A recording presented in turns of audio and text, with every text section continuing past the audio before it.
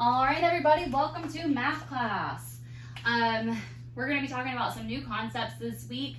The concepts that I'm going to be discussing here on the board right now are things you're going to see Tuesday, Wednesday, Thursday, Friday, and probably for the rest of the year on the work that we are doing here in the packet. Monday's assignment was a fact assessment and a written assessment. Remember, we need to be doing those pages as independently as possible. Even if you, the parent, are talking to you, the student, and reading the questions, those are tests. That's going to be testing what we're learning here in the videos and on the daily worksheets. So I also need to know that they're understanding those concepts, because I don't need to know what parents know, I need to know what the students know. So just make sure that you're having them independently work on that. Also, when it comes to the concepts, last week, a couple of the concepts weren't covered in videos, and I had some parents shoot me some pictures of the stuff that they were struggling with. That is awesome. Please do that. If you're struggling with something on the worksheet, sometimes even, I have the teacher book, but sometimes I even have to go into my teacher book and go, okay, what is this asking? What does this mean? Because we're not all set up to understand what they're asking. And of course, you parents are now realizing you and I learned this math very differently than our kids are learning it today. So if you have questions, send me a picture. I've been taking the packet and I've been writing out examples and sending those pictures back. So if you do have questions about this, please feel free to let me know. I would rather you ask for help than just guess and get it wrong. Also, a big thing on the math pages is your kid is going to need you to try to probably read through some of the instructions. Please make sure that they understand what the question is asking them. The math is a little bit more hands-on, so you might need to sit with them a little bit closer and say, all right, this is asking you to do X, Y, or Z. I need you to do that. That way you know they understand what's being asked. It's not really feasible to just give them the packet and say, hey, do this. You may have to help them out a little bit, especially with the math.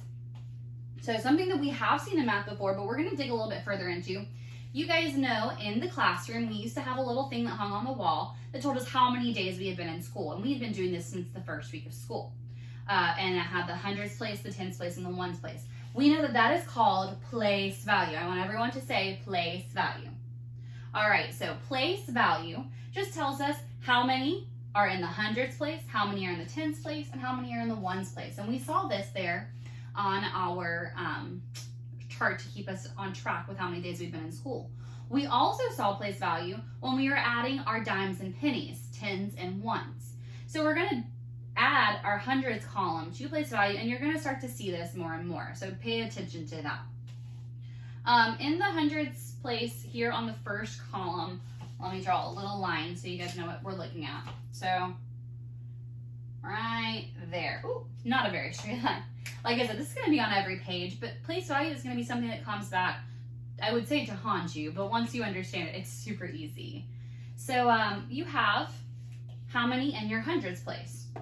There's 100 in your hundreds place. So 1. Do you have anything in your tens place? No. Do you have anything in your ones place? No. So this number reads 100. There's 100s, no tens, and no ones.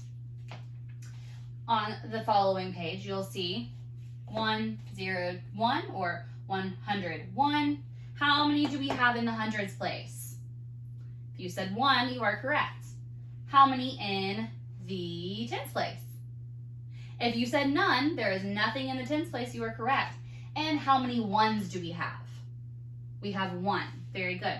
So when you're seeing this on the packet, let me skip to that page. It's telling you, it says, number 1 says, write the number 100 on the place value chart. So when we're writing it on the place value chart, we see that there is 100, no tens, no ones. For the next page, write the number 101.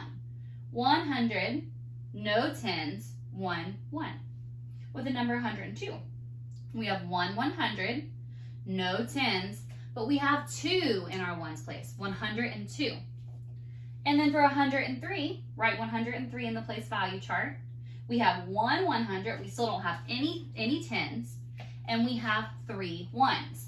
Now, as this number grows, and 3 becomes 4, 5, 6, 7, 8, 9, 10, oh, look at that. If we now have 10, if it were 110, we would have 110 in the tens place. And as we get to that, we will discuss it a little bit more, but that is going to be something that you will start to see knowing our place value, and once you learn place value, it's going to help you so much. So the quicker we understand that, the better we're going to be. So if you want to, you can take a screen grab of this page right now or take a quick look at it. Pause it, screen grab it, but I'm going to erase it because we also need to talk about one other thing for this concept video. So do what you gotta do. All right, cool, here it goes.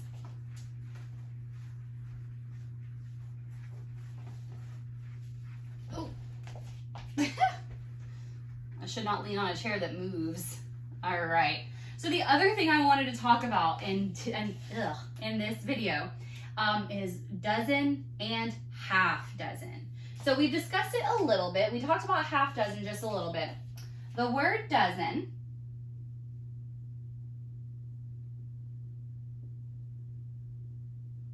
equals the number 12. So if it's asking you for a dozen, that's going to be 12. For example, I baked a dozen cookies. I've been baking cookies like crazy. So dozen means 12. That would mean if I told you I baked a dozen cookies, that would mean that I had 12 cookies. But let's say that my old pup Chance got up into the kitchen and he stole a half dozen of my cookies. Well, a half dozen is simply going to be half of 12, and half of 12 is 6. So if you hear someone mention a dozen is 12. If you hear somebody mention a half dozen, that is going to be 6, okay? That is going to be something that shows up in the packet.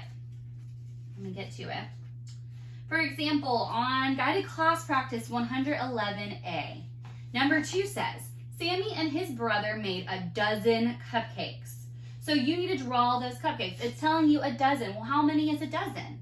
A dozen is 12. So you'll need to draw for me 12 cupcakes. They put green frosting on half dozen. So a half dozen is 6.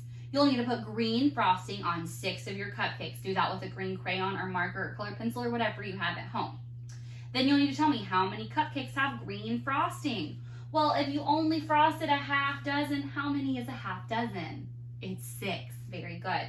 You're also going to see that again on number 3. Harry and his brother and sister will share the cupcakes with the green frosting. How many children will share the cupcakes? Well, it said Harry. Oh, I can't count with this hand. It said Harry and his brother and his sister will share the cupcakes with the green frosting. How many children are sharing the cupcakes with green frosting? Okay, so draw a plate for each child. Show how the children will share the cupcakes with the green frosting. So at that point, you're still working with the 6 cupcakes because those are the cupcakes that were frosted green, that half dozen. You're going to see this showing up quite a bit more often. So remember, dozen equals 12, half dozen equals 6. Once you remember that, it's going to make your life so much easier. So if you want to pause the video here as well and grab a screen grab, you can, just to give you a reminder. If you want to go to Guided Class Practice 111A, and if you want to write this down on your paper, you can do that. This is a really good opportunity for that. In addition to that, on this worksheet, you're going to see more dozen stuff. You're going to be talking about some money. You're going to be adding for 10. So lots of fun stuff that we've seen, but the place value and the dozen, half dozen are fairly new concepts. So I hope you watch this video to get a little help and some tips and tricks on how to do that. All right, guys, hope everything's going well and that you're understanding. If you don't, always give me a call. See you next time.